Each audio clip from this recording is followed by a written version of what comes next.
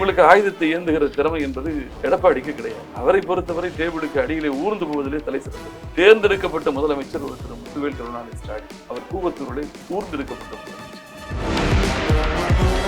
குற்றவாளியை பிடித்துக் கொண்டு போய் பக்கத்துல போலீஸ் நெருங்கி உட்கார்ந்துருப்பாங்க. அது தோழமை உணர்வு. பிடித்து உட்கார வைப்பது. அதுபோல அவரை பியூஷ் கோயல் பிடித்து உட்கார வைத்திருக்கிறார். பட்டியலை வாசி, நாங்கள் சொன்னதை வாசி என்று வாசித்திருக்கிறார். இன்றைக்கு பாரதிய ஜனதா கட்சி குச்சிக்கு ஆட்டுகிற குரங்கு குட்டி போல, பாரதிய ஜனதா கட்சி நீட்டுகிற குச்சிக்கு குட்டி கண் அடித்து, எடப்பாடி போன்ற ஒரு அடிமையிடம் நீங்க எந்த ஆயுதத்தை கொடுத்தாலும் அதை கொண்டு போய் மோடியின் காலடியில் வைத்துவிட்டு சரணாகதி. ஒன்று திராவிட முன்னேற்ற கழகத்தினுடைய தேர்தல் வாக்குறுதிகளை ஒரு காப்பியர் மெஷின் வச்சு ஜெராக்ஸ் ஒன்று நகல் எடுத்திருக்கிறார், இன்னொன்று நம்ப முடியாத வாக்குறுதிகளை, சாத்தியமில்லாத வாக்குறுதிகள். எடப்பாடியின் வாக்குறுதியை அவரை உருவாக்கிய திருமதி சசிகலா நம்புகிறார். டிடிவியை பொறுத்தவரை அவர் ஸ்லீப்பர் செல் சொன்னாரு. இப்பொழுது அவரே ஸ்லீப்பர் செல்லாக மாறி எடப்பாடியை எதிரே இருந்து கவிழ்ப்பதை விட உடனிருந்து கொள்ளலாம் என்கிற முடிவு எடுத்து அன்றைக்கு இந்தியாவினுடைய மருத்துவத்துறை தலைவராக இருந்த ஒரு வீட்டிலே 10,000 கோடி தங்கம் வைரம் எல்லாம் பறிமுதல் செய்யப்பட்டது. அந்த வழக்கு இருக்கிற வரை பாஜகவிடம் தான் அவர் இருக்க முடியும். தமிழகத்தின் பல எம்பி எம்எல்ஏக்களின் வெற்றிக்கு வித்திட்ட கிங் 360 தேர்தல் வியூக சாப்ட்வேர் 2026 புதிய வாக்காளர்களின் அப்டேட் விவரங்களுடன் உங்கள் தொகுதியில் உங்கள் வெற்றிக்கு வித்திடுகிறது. உங்கள் வாக்காளர்கள் தொகுதி, பூத், ஆண், பெண், வயது என பல வகைகளில் ஒரே நொடியில் உங்கள் விரல் நுனியில் bulk WhatsApp, bulk voice call, viral தேர்தல் பிரச்சாரங்கள், ட்ரெண்டிங் செய்திகள் என கிங் 360 தேர்தல் வியூக பணிகள் குறித்த விவரங்களுக்கு உடனடியாக இணைந்திடுங்கள்.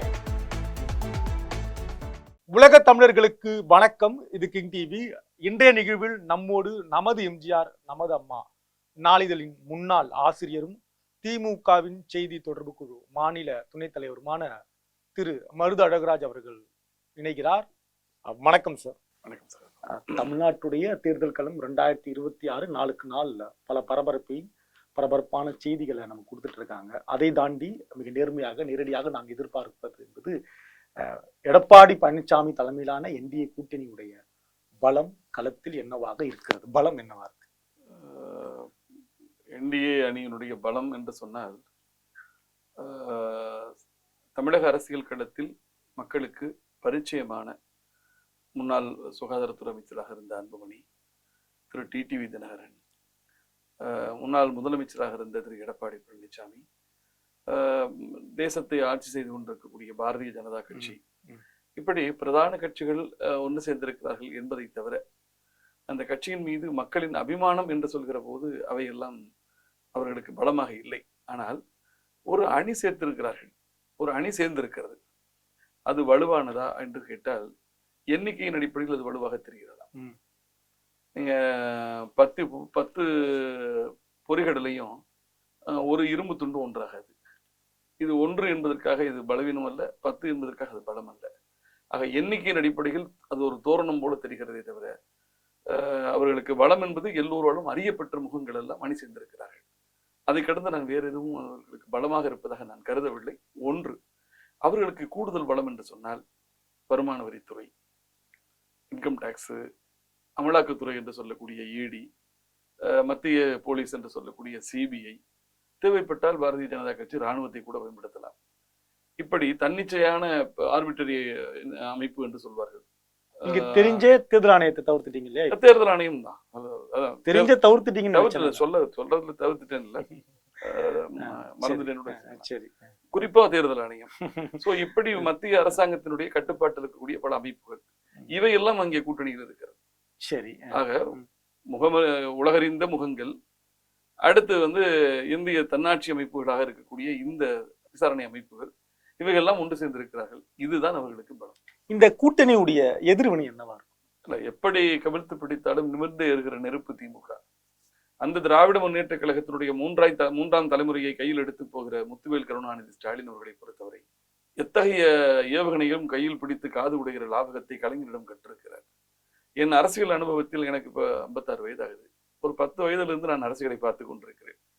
இப்படிப்பட்ட ஒரு உழைப்பாளி முதலமைச்சரையும் அரசியலை சரியாக செய்வார்கள், சிலர் நிர்வாகத்தில் தோற்று விடுவார்கள். கவர்னன்ஸ் அண்ட் பாலிடிக்ஸ் ரெண்டும் இணைவதுதான் வெற்றி. ம், ம், ம். சிலர் அரசியலை சரியாக செய்வார்கள், அரசாங்கத்தை சரியாக நடத்தாம விட்டுருவாங்க. ஓ. சிலர் அரசாங்கத்தை சரியாக செய்துவிட்டு அரசியல்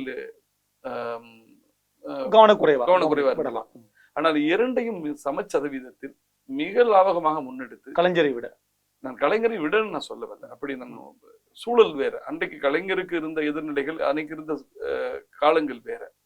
ஆனால் இன்றைக்கு இருக்கக்கூடிய சமகாலத்தில் மத்திய அரசாங்கத்தினுடைய நெருக்கடிகள், ஒத்துழையாமை, புறக்கணிப்பு, வஞ்சகம், சூழ்ச்சி, இவை அனைத்தையும் ஒரு பக்கம் எதிர்கொண்டு அதே மத்திய அரசாங்கத்திடம் இந்தியாவின் தலை சிறந்த மாநிலங்களில் பொருளாதார வளர்ச்சியில், உட்கட்டமைப்பில், தொழில் வளர்ச்சியில், மருத்துவத்தில், கல்வியில், சுகாதாரத்தில், சமூக நீதியில், மகளிர் மேம்பாட்டில், அதீதமாக பெண்கள் வேலைக்கு செல்வதில், அனைத்து துறைகளிலும் முதல் மற்றும் 2ஆம் இடங்களை பிடித்து ஒட்டுமொத்த வளர்ச்சியில் 11.9% இந்த தேசத்தின் பொருளாதார வளர்ச்சியை விட இரட்டிப்பு வளர்ச்சியையும் இந்த மக்களுக்கு இரட்டிப்பு மகிழ்ச்சியும் தந்திருக்கக்கூடிய திரு முத்துவேல் கருணாநிதி ஸ்டாலின் அவருடைய அரசியல் பின்னால் இந்த அணிகள், இந்த தோரணங்கள், இந்த அதிகார அச்சுறுத்தல்கள், இந்த அரசியல் மிரட்டல்கள் அனைத்தும் தலைகுனியும், தோற்று ஓடும் என்பதிலே நான் உறுதியாக இருக்கிறேன். நீங்கள் பேசுகிற பொழுது ஒரு சொல்லாடல்ல ஏவுகணையை பிடித்து காது குடைவார் முதலமைச்சர். நீங்க சில ஏவுகணை தலையையே தகர்க்கலாம் இல்லையா? நம்ம அதுல கவனமா இருக்கணும். ஏவக்கூடியவர்கள் யார் என்று பார்க்கணும்ல. ஏவுகணை நீங்கள் எத்தகைய ஆயுதத்தையும் நீங்கள் கையில் கொடுத்தாலும் அந்த கையில் பிடிப்பதற்கு நீங்கள் என்ன கர்ணன் மகாராஜாவா? உங்களுக்கு ஆயுதத்தை ஏந்துகிற திறமை என்பது எடப்பாடிக்கு கிடையாது. அவரை பொறுத்தவரை டேபிளுக்கு அடியிலே ஊர்ந்து போவதிலே தலை சிறந்தவர். தேர்ந்தெடுக்கப்பட்ட முதலமைச்சர் திரு முத்துவேல் கருணாநிதி ஸ்டாலின். அவர் கூவத்தூரிலே ஊர்ந்தெடுக்கப்பட்ட முதலமைச்சர். அவர் கட்சியை வழிநடத்தி, கட்சியை உருவாக்கி, கட்சியை வெற்றி பெற வைத்த ஒரு தலைவர் கிடையாது. ஒப்படைத்து விட்டு போன ஒன்றை வைத்துக் கொண்டு, அடித்த பணத்தை வைத்து கட்சியை அபகரித்துக் கொண்டு, இன்றைக்கு ஒரு கடந்த தேர்தலில் என்ன சொன்னாரு? ஒட்டும் இல்லை, உறவும் இல்லை என்று ஜம்பம் பேசிவிட்டு ஒரே ஒரு சோதனை, ஈரோட்டில் சம்பந்தி வீட்டில் ஒரே ஒரு இடி ரைடு, அவ்வளவுதான். இரவோடு இரவாக கார்களை மாற்றினார், கால்களை மாற்றினார். அமித்ஷா வீட்டுக்கு சென்றார். அதிமுகவின் மூல பத்திரத்தை அமித்ஷாலால் சேற்றிவிடும் அடகு வைத்து விட்டு ஐயா சரணம் என்று சரணம் அடைந்து இன்றைக்கு பாரதிய ஜனதா கட்சி குச்சிக்கு ஆட்டுகிற குரங்கு குட்டி போல பாரதிய ஜனதா கட்சி நீட்டுகிற குச்சிக்கு குட்டிகரணம் அடித்துக் கொண்டிருக்கிறார். அதிமுக என்பது இப்பொழுது இருப்பது அதிமுகவே அல்ல. மோடியா லேடியா என்று கேட்ட அம்மா நடத்தின கட்சி அல்ல. கட்சி நிர்வாகம் இரட்டை இலையெல்லாம் அவர்கிட்ட தானே இருக்கு. சின்னம் யாரிடம்? நான் திருப்பி சொல்றேன், எந்த ஆயுதமாக இருந்தாலும் அது யார் கையில் இருப்பதை பொறுத்துத்தான் அது யுத்தத்தை தீர்மானிக்கும். எடப்பாடி போன்ற ஒரு அடிமையிடம் நீ எந்த ஆயுதத்தை கொடுத்தாலும் அதை கொண்டு போய் மோடியின் காலடியில் வைத்து விட்டு சரணாகதி அடைந்து விடுவார். இன்றைக்கு கூட டெல்லிக்கு போய் என்றைக்காவது அதிமுக தன் அரசியல் வாழ்க்கையில் கூட்டணி பேசுவதற்கு டெல்லிக்கு சென்ற வரலாறு உண்டா? கிடையாது, கிடையாது. நீங்கள் சொல்லுங்க. ஜஸ்வந்த் சிங்கும் யஸ்வந்த் சின்ஹாவும் அத்வானியும் இங்க வந்து காத்திருந்தது நம்ம 36 போயஸ் தோட்டத்தில் வேதா இல்லத்தின் வாசலில் காத்து கிடந்த வரலாறு உண்டு. இங்கிருந்து டெல்லிக்கு போய் ப்ராக்ரஸ் ரிப்போர்ட் எடுத்துட்டு போற மாணவன் போல அமித்ஷாவிடம் கொண்டு போய் அவருக்கு பணிச்சுமை அதிகம்ன்றாரு. உள்துறை அமைச்சருக்கு பணிச்சுமை அதிகமா இருக்கு. அதனால அன்றைக்கு இருந்த அத்வானிக்கு பணிச்சுமையே இல்லையா? வீட்டுல தூங்கிட்டு இருந்தாங்களா? அன்னைக்கு இருந்த யஸ்வந்த் சின்ஹா எல்லாம் வீட்டுல படுத்து கிடந்தாங்களா? அவையெல்லாம் மனச்சான்றோட சொல்லுங்க. இதையெல்லாம் பார்த்தா வாக்காளர்கள் வாக்களிப்பாங்க. நான் ஒண்ணுங்க, தமிழ்நாட்டு மக்கள் தங்களை ஆட்சி செய்வதற்கு ஒரு அடிமையை தேர்வு செய்ய மாட்டார்கள், ஒரு அடிமையை நியமிக்க மாட்டார்கள். எந்த மக்களாவது என்னை ஆட்சி செய்வதற்கு ஒரு அடிமை தேவை என்று விரும்புவார்கள்? எடப்பாடி ஒரு அடிமை. இன்றைக்கு வரை அவர்கள் என்டிஏ ஆட்சி என்று சொல்கிறார்கள், இவர் அதிமுக ஆட்சி என்று சொல்கிறார். அதுவே முடிவாகவில்லை. இன்றைக்கு தேர்தல் பட்டியலை கூட டெல்லிக்கு சென்று வாங்கி வந்து அவ்வை சண்முகம் சாலை அலுவலகத்தில் உட்கார வந்து வாசித்திருக்கு. எவ்வளவு அந்யோன்யமா இருக்காங்க பாருங்க. அந்யோன்யம் இல்ல, பக்கத்துல உட்கார்ந்து இருக்கவங்க எல்லாரும் தோழமையோடு உட்கார்ந்துருக்கான்னு சொல்ல முடியாது இல்லவா? குற்றவாளியை வந்து பிடித்து கொண்டு போய் பக்கத்துல போலீஸ் நெருங்கி உட்கார்ந்துருப்பாங்க. அது தோழமை உணர்வு இல்லை, பிடித்து உட்கார வைப்பது. அதுபோல அவரை பியூஷ் கோயல் பிடித்து உட்கார வைத்திருக்கிறார். பட்டியலை வாசி, நாங்கள் சொன்னதை வாசி என்று வாசித்திருக்கிறார். புரியுதா உங்களுக்கு? முன்கூட்டி ஓடுகிறார். எந்த பந்தயத்திலும் வீரன் கொடி நடுவர் கொடி ஆட்டியதற்கு பிறகுதான் ஓடுவான். முன்னாடியே ஒருத்தன் ஓடுறான்னா அவன் தோத்து போயிடும்ன்ற பயத்துல இருக்கான். புரியுதா உங்களுக்கு? நல்ல வீரன் வெற்றி பெறுவோம் என்ற நம்பிக்கை உள்ளவன் கொடி அசைத்ததற்கு பிறகுதான் ஓட ஆரம்பிப்பான். முதல்ல ஓடினா ஃபவுல் ஆகாதா? அப்ப ஒரு ஃபவுல் பிளேயர், தகுதி இல்லாத நபர் ஆட்டத்துக்கு. ஆக ஒரு ஃபவுல் பிளேயர். அதுதான் உண்மை. முன்கூட்டி ஓடுகிறார். அடுத்து தேர்தல் அறிக்கைகளை பாத்தீங்களா? ஒன்று திராவிட முன்னேற்ற கழகத்தினுடைய தேர்தல் வாக்குறுதிகளை ஒரு காப்பியர் மெஷின் வச்சு ஜெராக்ஸ் எடுத்திருக்காரு, நகல் பண்ணியிருக்காரு. ஒன்று நகல் எடுத்திருக்கிறார், இன்னொன்று நம்ப முடியாத வாக்குறுதிகளை, சாத்தியமில்லாத வாக்குறுதிகள் எல்லாம் சொல்கிறார். எதை சொல்றீங்க? ஃப்ரிட்ஜை கொடுக்குறேன்றாங்க. இல்ல, அவர் 1000 கொடுப்பதற்கே முடியாது என்று சொன்னார். இன்றைக்கு அவர் 2000 3000 சொல்லிட்டே போயிட்டு இருக்காரு. ஃப்ரிட்ஜ் கொடுப்பேங்கிறாரு, 10,000 கொடுப்பேன், 10,000 கொடுப்பேங்கிறாரு. இவையெல்லாம் சாத்தியம் இல்லை, ஆக வரப்போவதில்லை வாக்குறுதிகளை. இன்னொன்றுங்க, யார் சொல்கிறார் என்பதை பொறுத்துத்தான் அந்த வாக்குறுதிக்கும் மதிப்பு இருக்கும். நீங்க கீதாபதேசத்துல கண்ணன் உபதேசம் பண்ணா அதுக்கு அந்த உபதேசத்தை அர்ஜுனன் கேட்கிறான்னா அது ஒரு நியாயம். அது கீதையா மாறுது. புரியுதா உங்களுக்கு? எடப்பாடி உபதேசம் பண்ணா யார் நம்புவா? எடப்பாடியின் வாக்குறுதியை அவரை உருவாக்கிய திருமதி சசிகலா நம்புவாரா? எடப்பாடியின் வாக்குறுதியை, எடப்பாடிக்கு 4 வருடம் ஆட்சிக்கு உதவிகரமாக இருந்த ஓபிஎஸ் நம்புவாரா? டிடிவி நம்பியிருக்காரு. டிடிவியை பொறுத்தவரை அவர் ஸ்லீப்பர் செல் சொன்னாரு. இப்பொழுது அவரே ஸ்லீப்பர் செல்லாக மாறி எடப்பாடியை எதிரே இருந்து கவிழ்ப்பதை விட உடனிருந்து கொள்ளலாம் என்கிற முடிவு எடுத்து. அப்படியா போயிருக்காரு? நான் அப்படித்தான் நினைக்கிறேன். தெரியாது. எடப்பாடி என்னங்க முதல் வாரத்துல சொல்றாரு, நான் எடப்பாடியோடு கூட்டணி வைப்பதை விட தூக்கிலிட்டு சாவேன்னு சொன்னாரு. அப்படிப்பட்ட ஒருவர் இன்றைக்கு முடிவெடுத்து உள்ளே சென்றிருக்கிறார் என்று சொன்னார். மனம் திருந்தி இது குருதி புனல் படத்துல கமலஹாசன் ஆர்மி சீஃபா இருந்து தீவிரவாத பிரிவுக்கு தலைவர் ஆவார் இல்லையா? அது போல இன்றைக்கு உண்மையாவே எடப்பாடியை ஒரு ஸ்லீப்பர் செல்லாக மாறி வீழ்த்துவதற்கு உள்ளே சென்றிருப்பவராகத்தான் நான் தினகரனை பார்க்கிறேன். அது ஒரு பொருந்தாத கூட்டணி. தரையில தவழ்வர் என்று என்ன தெரியும், கூமுட்டை அடிமுட்டால் என்றெல்லாம் பேசியவர் அன்புமணி. அன்புமணியை இவர் என்ன பேசினார்? ஆக ஒரு பொருந்தாதவர்கள், சித்தாந்தம் இல்லாதவர்கள், கொள்கையற்றவர்கள், நிர்பந்தங்களால் இன்னைக்கு மருத்துவ கல்லூரிகளுக்கு அனுமதி கொடுத்த வழக்கு பல வருடங்களாக 2013-14 இருந்து இன்னைக்கும் அன்புமணியின் தலைக்கு மேலே கத்தியாக தொங்கிக் கொண்டிருக்கிற வழக்கு இந்த சிபிஐ வழக்கு. மாட்டு கொட்டகைகளுக்கெல்லாம் மருத்துவக் கல்லூரி அங்கீகாரம் கொடுத்த வழக்கு. அன்றைக்கு இந்தியாவினுடைய மருத்துவத்துறை தலைவராக இருந்தவர் வீட்டிலே 10,000 கோடி தங்கம் வைரம் எல்லாம் பறிமுதல் செய்யப்பட்டது. அதுல பங்கெடுத்தவர் அன்புமணி. நாம சொல்லல, பாஜக வழக்கு போட்டது. அவர் அங்கே அந்த வழக்கு இருக்கிற வரை பாஜகவிடம் தான் அவர் இருக்க முடியும். ஆக சிபிஐயினுடைய அழுத்தத்தால் அவர் அங்கே போனார். அடுத்து திரு தினகரன் அவர்களை எடுத்துங்க, பிடிச்சு திகாரில் அடைச்சாங்க. வெளியே என்ன சொன்னார்? பிணையில் வந்தவர் சொன்னார், 20 வருடம் என்ன உள்ள ஒடிச்சு போடுவியா? 20 வருடம் உள்ளே இருந்து வெளியே நான் பிஜேபி எதிர்ப்பேன். நான் இருக்கிற வரை பாஜக தமிழ்நாட்டில் தலையெடுக்க முடியாது சொன்னவர் டிடிவி தினகரன். உண்டா இல்லையா? அப்படிப்பட்டவர் எடப்பாடியோடு அரசியல் கூட்டணி வைப்பதை விட நான் தூக்கிலிட்டு சாவேன் என்று சொன்னவர் இன்றைக்கு எதற்காக அங்கே போனார் என்று சொன்னால், அவருக்கு இருக்கக்கூடிய இடி வழக்கு, அமலாக்கத்துறை வழக்கு. எடப்பாடிக்கு சம்பந்தி மீது மோசடியை 750 கோடி 750 crores மோசடி செய்யப்பட்ட தொகை என்று இடி அறிக்கை கொடுத்தது. அந்த வழக்குக்கு பிறகு கிமு என்பது போல ஈரோட்டில் நடந்த அமலாக்க பிரிவு சோதனைக்கு முன்பு பின்புன்னு எடுத்து பாருங்க. ஒட்டும் இல்லை, உறவும் இல்லை.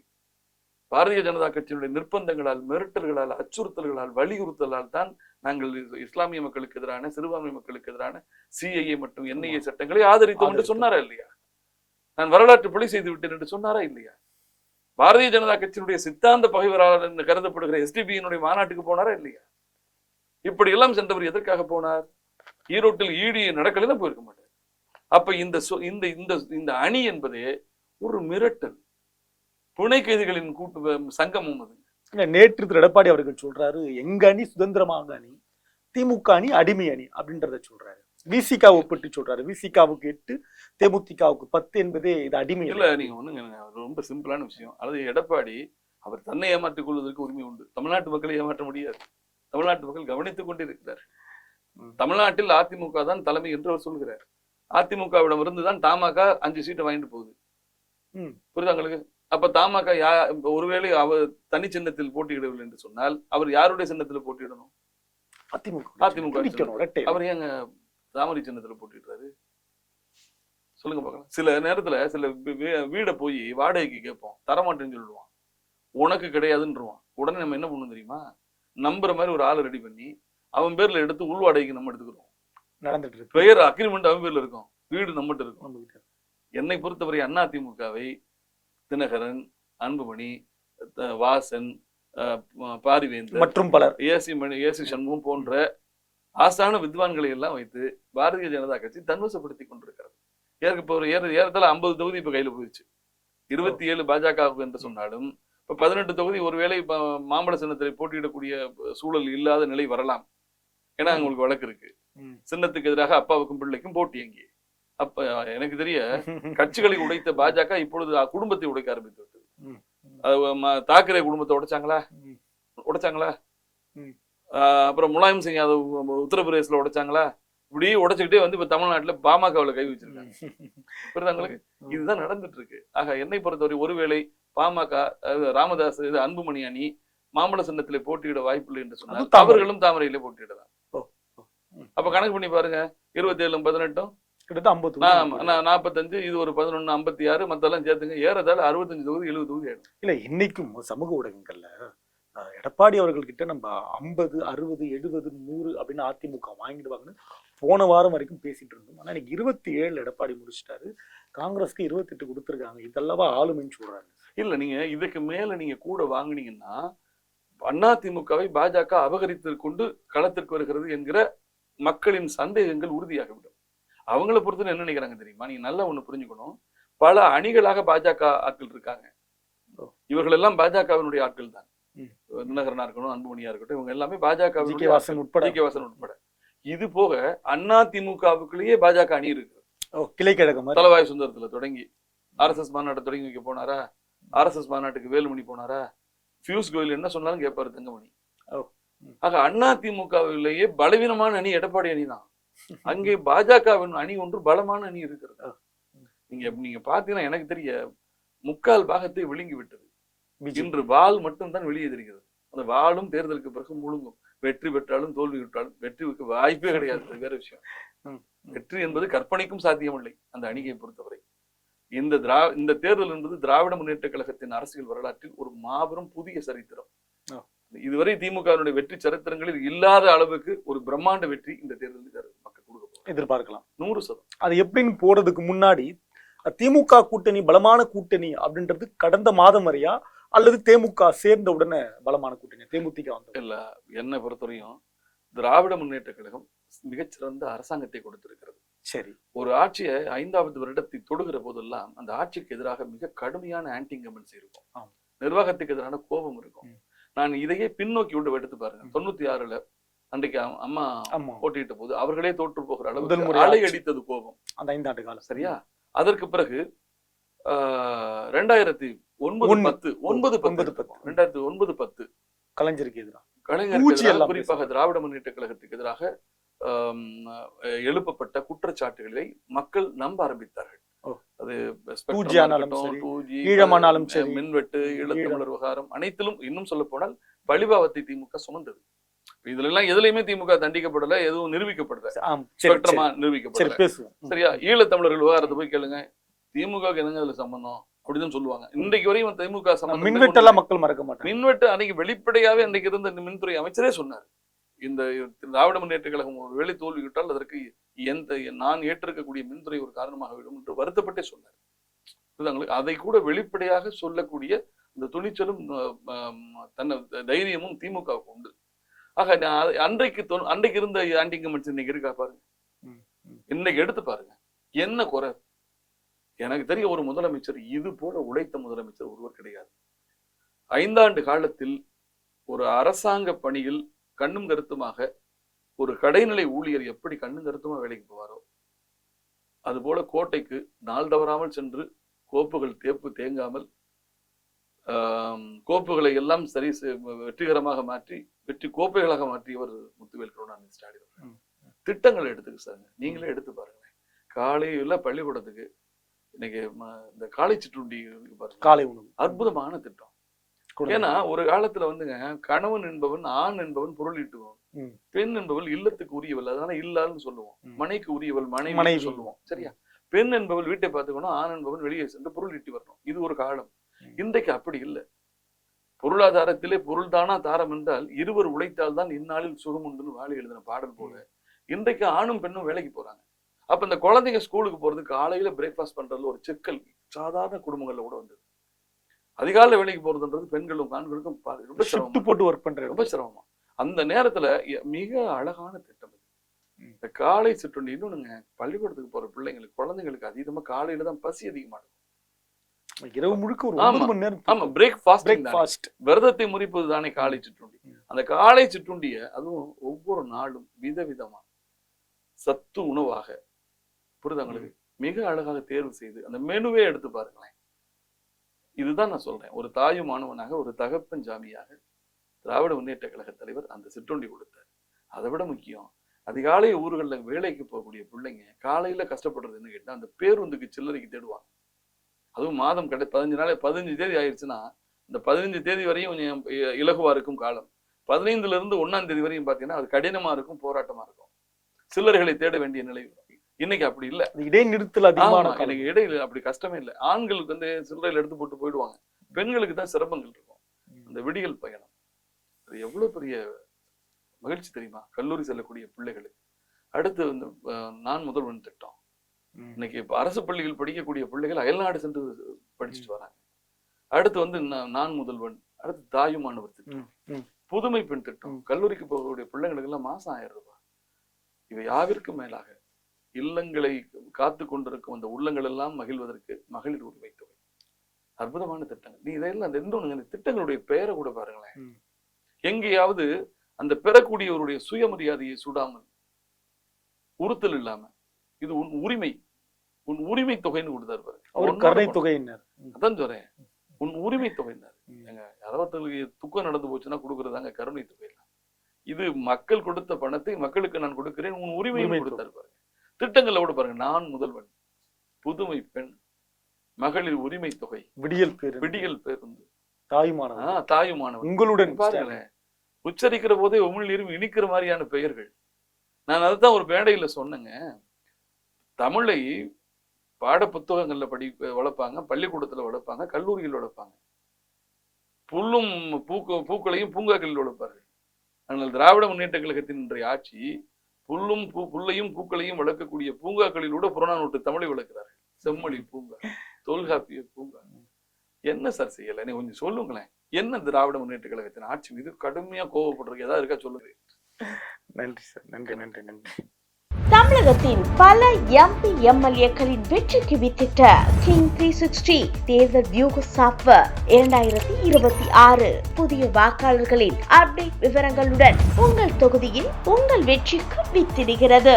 உங்கள் வாக்காளர்கள் தொகுதி, பூத், ஆண், பெண், வயது என பல வகைகளில் ஒரே நொடியில் உங்கள் விரல் நுனியில் bulk WhatsApp, bulk voice call, viral தேர்தல் பிரச்சாரங்கள், ட்ரெண்டிங் செய்திகள் என கிங் 360 தேர்தல் வியூக பணிகள் குறித்த விவரங்களுக்கு உடனடியாக இணைந்திடுங்கள்.